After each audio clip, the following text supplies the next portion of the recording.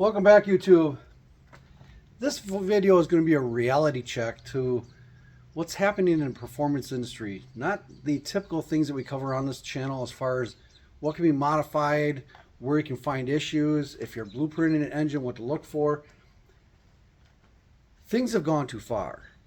Multiple states are introducing bills to restrict what kind of vehicle you can drive because of its age or its emissions equipment. Even junkyards are burning down to losing some of the factory replacement parts that are available. In this video, I'm going to give away a little bit of my age.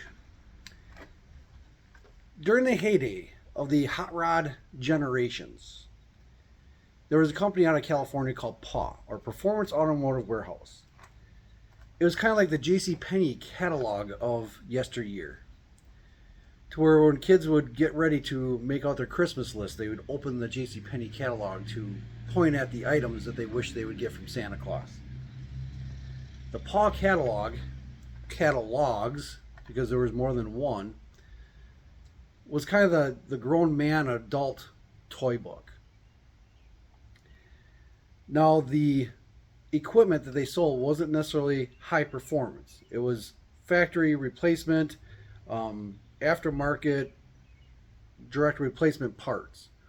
You could order things like Chevy Pink connecting rods or B&M blowers. You could even buy turbos from PAW. But it was a warehouse of nothing but overstock, things that performance companies wanted to just get out there and get rid of. When I say catalogs, there was one main catalog that referred to engine components, ignition systems, so on and so forth, but they had catalogs for tires and rims, they had catalogs specifically for Jeeps, they had catalogs just for trucks. If you had a bookshelf in your man cave, you could literally fill the entire bookshelf with just PAW catalogs. Well, recently here in central Wisconsin, one of the local dirt track racers that's in a claimer series, so open wheel, very stringent restrictions of what they can run for an engine, transmission, so on and so forth. And part of the claimer series is that at the beginning of each race, another racer can place a claim on your power combination. Depending on how you finish, so if you're in the top three, and a driver that maybe finishes last, they can actually claim your engine. Now, they have to pay the additional cost to have it removed and given to you, but it tries to keep the field of racers fair within the equipment they use. The most recent claim for a racer in the top three for the engine, the short block, just the intake, cylinder heads, rotating assembly, to the oil pan, no accessories on it whatsoever, for an LS junkyard motor, $16,000. Okay, folks, I can remember the claimer series. Nobody was really putting a whole lot of money into any of the components of the engine, because if somebody claimed the engine and they won the draw because you finished in the top three, you had to literally give your engine up. No money exchange. You had to give it to them in exchange for whatever equipment they're running, trying to keep the field more even within their competition. These engines were literally scrap engines, ones that they were pulled out of a junkyard. There were times in history, even in the hot rod arena, the individuals had engines lining the corners of their yards or lining the walls of their garages with multiple different, I'm just going to use small block Chevys for example. Ones that friends had either pulled and found out there were only 2-volt means, or they pull them because they replaced it with some aftermarket Chevy direct replacement engine. So they had spares sitting all over the place, and they would literally give them away. They were boat anchors for anybody wishing to build a small block Chevy for free. It got to the point where even going to the junkyard, if you wanted to pull a small block Chevy out of, say, like a 1969 C10 pickup truck. You could go do the work. They would weigh it. Depending on how much it weighed, you could pick one up for anywhere from $150 to $300. To do that today, it's getting rare to actually find a complete cast iron small block Chevy, even in the junkyards, because so many Claimer series have reduced the actual inventory of small block first generation Chevys that are available. If you're looking for a year specific, say 283 small block Chevy, good luck. Something that was considered to be scrap just 10 years ago is now being considered to be gold.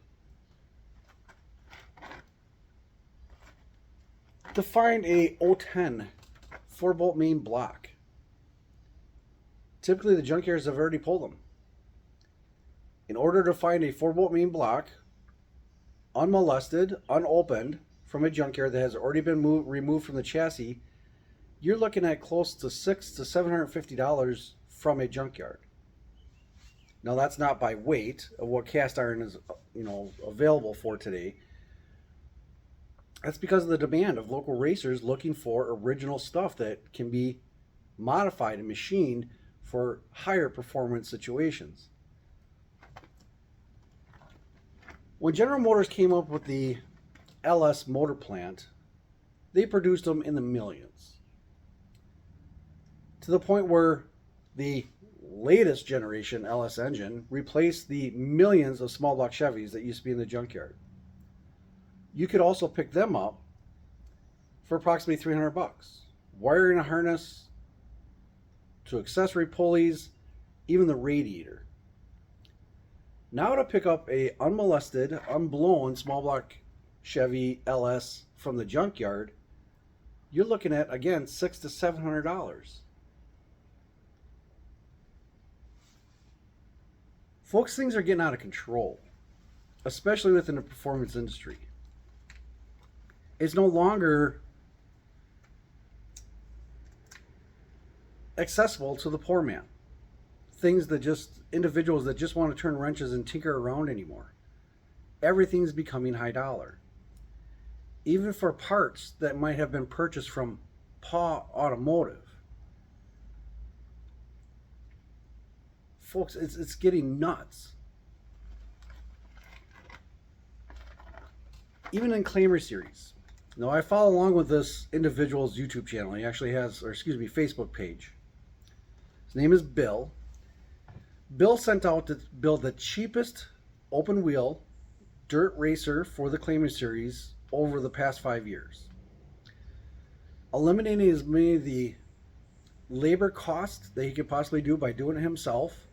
Welding the chassis, buying the floater rear end, the transmission, the LS motor plant. And he always left it up to his viewers of saying, like, where should I go to get this cheapest component? The value of his car, now it's running and is actually taking laps around the track, as a running roller, is up for sale for $26,000 for an open wheel Claimer series chassis car. Folks, I believe it was about a year ago, I had been following along with a racer out of the North Carolina area where they had two chassis. Again, circle track, dirt track. These were full body cars, not open wheel. Between the two cars, they had over $150,000 invested into them, to where on the first race of the season, one of the cars had collided with the wall. And the damage done to the front chassis, the roll cage, so on and so forth, they had to be disassembled and replaced. Just the parts, the skin of the body, the tubing for the chassis, and the front right rear, or the front right suspension components and brakes cost almost $55,000. These prices are insane, but there are individuals out there still paying that much. I don't recall being at any racing syndicate where the payout, unless you were at, say, like ARCO series or NASCAR series, where your winnings actually paid for your car. None of these dirt tracks, whether it's a championship or not, their payout doesn't even cover the cost of the equipment. Not accounting for the entry fees or maintenance costs, food or family, and the time out from your travel, from your job that might support the team. They're slowly going bankrupt. Even if they win every single race, they can't pay for just the car. That is not what Claimer Series was all about. Now, we know that in modern day performance engine building, to get your hands on quality components is a crapshoot. You have to check everything within tolerances, within construction, the metal makeup of the component. And the individuals that are able to identify a good to a bad component have at least 30 years of experience working with those components. Where does the average 50, 60-year-old man that has 30-year experience, how much can they charge to a customer or to a friend over that knowledge? What's the hourly time worth and your rate of what your knowledge carries with you? Now, after owning a machine shop in a high-performance engine building facility, we couldn't make it on just the machining or the engine building. We had to have an actual automotive shop attached to the business in order to make the profits to pay for the things that we're doing in the machine shop. The replacement of carbides or stones, replacement of chemicals for the washers, testing equipment, epoxies. That was all paid for with the profits made in the automotive shop. The machine shop, even with a CNC machine, I see individuals from all over the United States that are taking slugs of aluminum and coming out with a final edition of a cylinder head. They might have 4 or 5 machines continuously operating 24/7. The cylinder heads, a piece, $6,000. I don't believe that even covers the overhead cost to run the machine. We had one. As a matter of fact, our shop, our entire facility was built around the CNC machine. After the initial year of it being constructed, it was never turned on.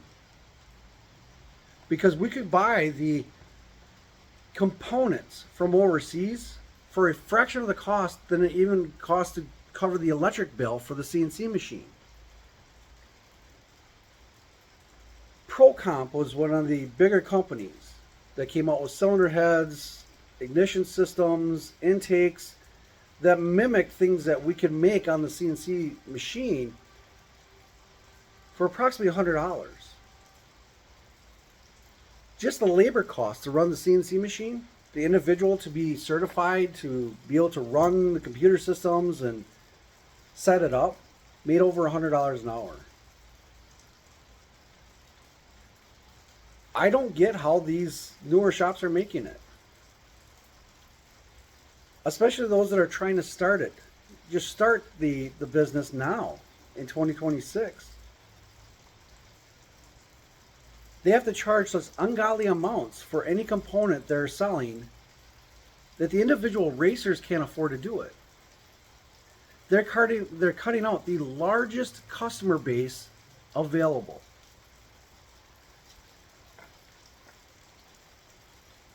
One of the reasons why I sold out of the shop is because the demand for high performance engines is way down.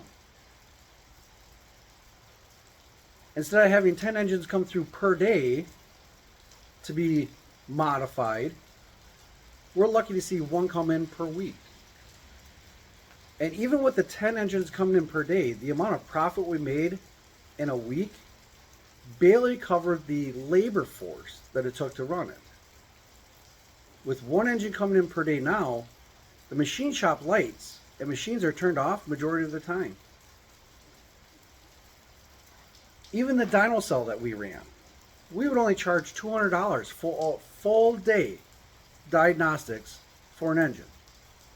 $200. Now to even make an appointment to operate the dyno room, you're looking at $2,000 per day. Just the overhead cost, the lights, the things needed to set up the dyno and run it, the computer programs. It's getting to the point where the 90% of our population can never take advantage of that type of technology. It's not available. It's only for those with unlimited funds. We even got to the point where we would build the engines. We would go to the junkyard, pull the engines out, modify them to whatever level was common within the area, usually circle track engines or engines for Claimer series, and we'd rent the engines out because we actually made more money out of renting the engines out, having to resurface them at the end of the season or multiple times during the season. It was cheaper to do that than to build a fresh, brand new engine. Local racers took advantage of it. That was when we had a field of 30 to 50 cars in each class. Now you're lucky to see 10 cars on a lead lap. And because of the reduced RPMs, because of the tracks restricting levels of RPM within their track locators and RPM trackers, these engines are only seeing 5,800 RPM. They don't need to be serviced during the season, reducing the cost of the racers.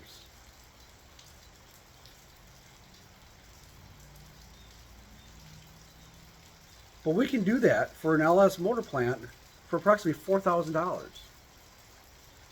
Total, built from junkyard to in-running car going around in circles, we could do it for $4,000.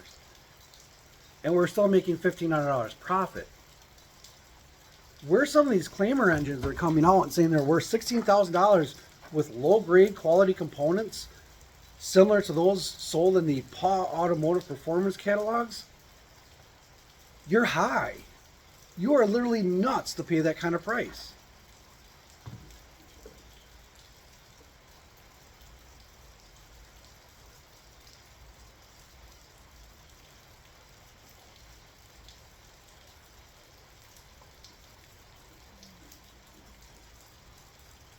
Another example I can give to you, our automotive shop. Now we use 3 part suppliers to deliver components for any job that we have. So if we need brake pads or anything like that, we call up your 3 main auto suppliers, whether it be Napa, CarQuest, or Advanced Auto, to Pep Boys or O'Reilly's. We always had somebody on call. Now, just to have that contract would cost $1,500 a year, to where we could pick up the phone and we had priority as far as getting the components, just to be part of the network. We could get access to any brand oil or oil filter that there is out there. Anything they offer, whether it be a Napa or Wix or SDP or K&N, if the parts stores had it, we could order it. And we didn't charge the customer a profit off of that individual component. We charge them cost. Because we're making the profit within the labor, the hourly rates. Now it's to the point where every component that the shops buy, they have to charge profit on it.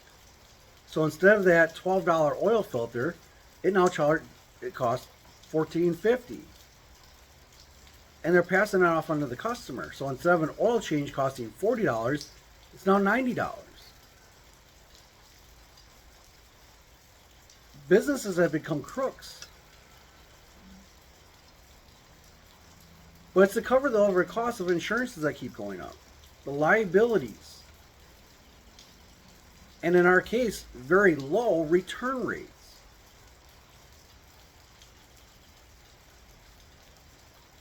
Now the newer late model vehicles are getting to the point where you can't even work on a vehicle unless you are certified through the network of the dealers. They literally have the vehicles locked down to where you can't access them with a regular diagnostic tool, say from your Snap-on man. They don't have access to the programs. The dealers are screwing people over left and right. And then we also have government within certain states banning vehicles that were analog or mechanically driven. Something's got to give. And people think that once we've reached this level, we're never going back. I think it's to the tipping point where the automotive industry is going to implode. The manufacturers are already coming out and telling the government, we can't make the transition to electrical vehicles as fast as you want. We can't get the computer chips, or we can't access enough of the minerals to provide the batteries. And even when they do, these vehicles' lifespans are approximately 1 to 2 years before they have to be thrown away because there is no replacement parts for them.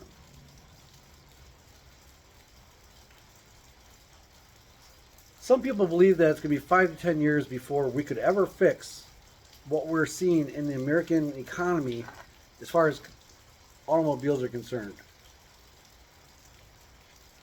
I think it's going to crash.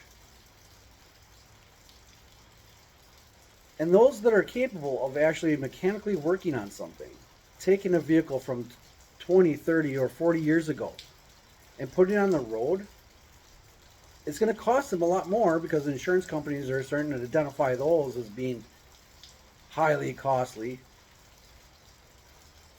Well, at least you can work on it. You don't have to take it to a shop that's charging $150 an hour in shop rates, eliminating the labor cost.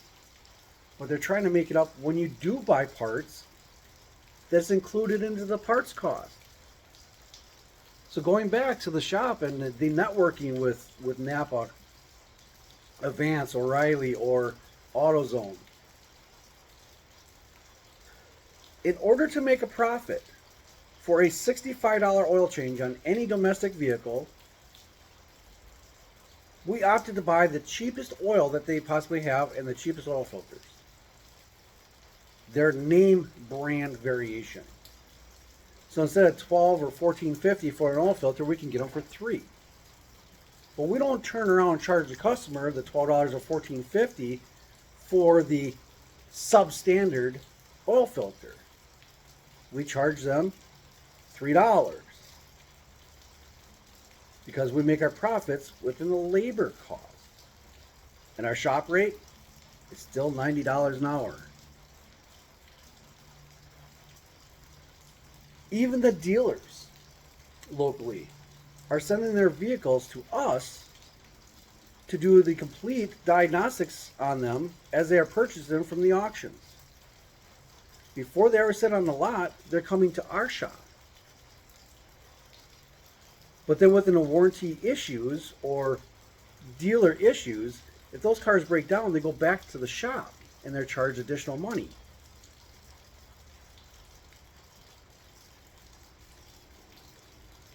It's getting insane.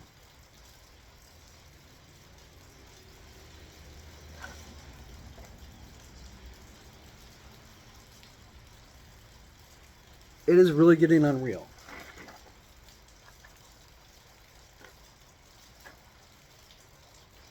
Even a can of WD-40 or penetrating oil.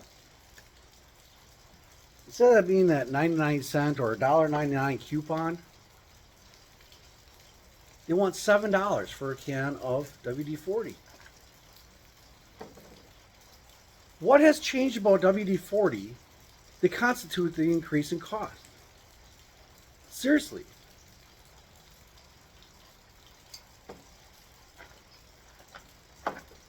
How many individuals remember this as being your 100-mile-an-hour tape, duct tape. To the point where you could pick this up at your tent sales like Harbor Freight for less than $1, 79 cents for a roll.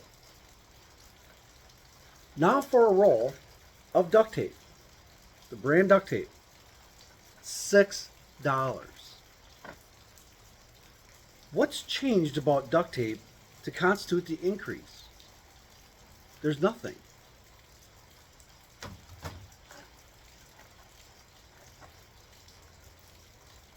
As I have them sitting right here, I'm going to use this as an example.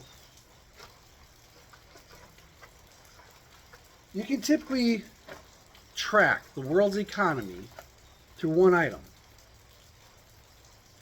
Something all of us motorheads have had in our hands at one point during our lives, whether we're 3 years old or 65. The die-cast Hot Wheels car. How many of you remember paying 25 cents a car? Brand new, off the shelf.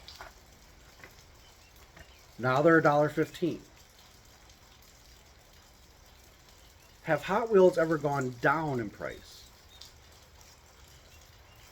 No. No matter what the stock market does, Hot Wheels are always continually moving up, but at very small margins. 25 cents to $1.15.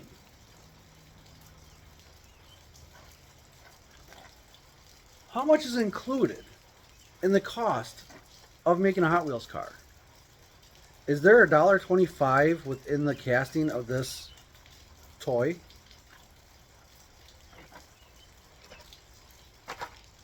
Here's one a little bit more specific. This is a super treasure hunt. It still has a plastic base with a cast pop metal body, rubber wheels. You can still buy these if you find them. They're still $1.15. You go online, and your scalpers will be online trying to sell this exact same casting for $25. What have they done to increase the value of that casting?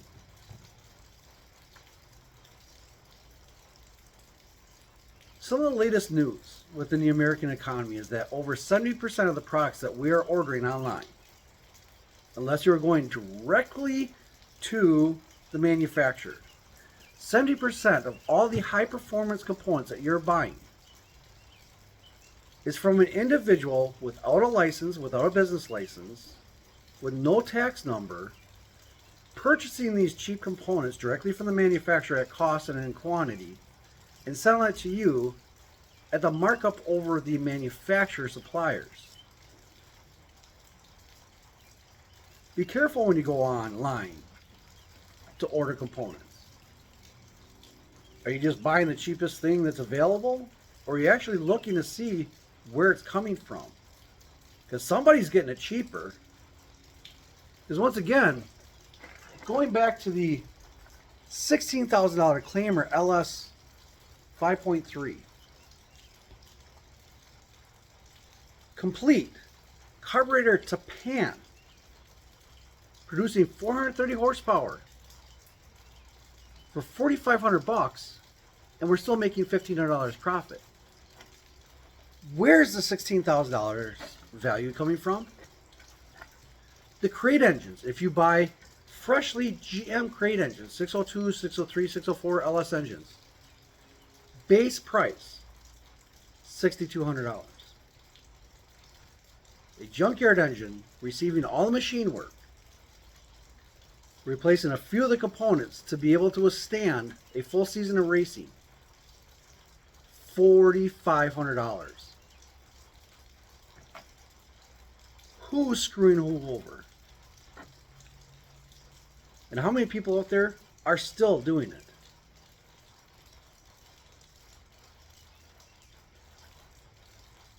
It's insane, folks. It really is. I believe the automotive high-performance industry is dead.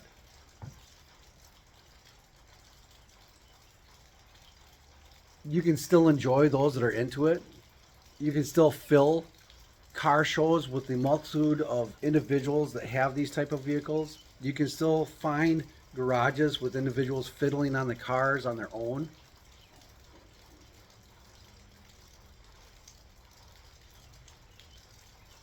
But those people are endangered. Their numbers are dropping so low. The species of the hot rodder is dying. Those that are trying to still get in there are willing to pay these type of prices are only making things worse. So if you haven't been in hot rodding for 5 to 10 years already, don't. Because you're making it even more difficult for those that have been doing it for years. Beyond that, you're paying these higher prices. You're causing the rest of the hot rod population to also be charged these higher prices. Stop.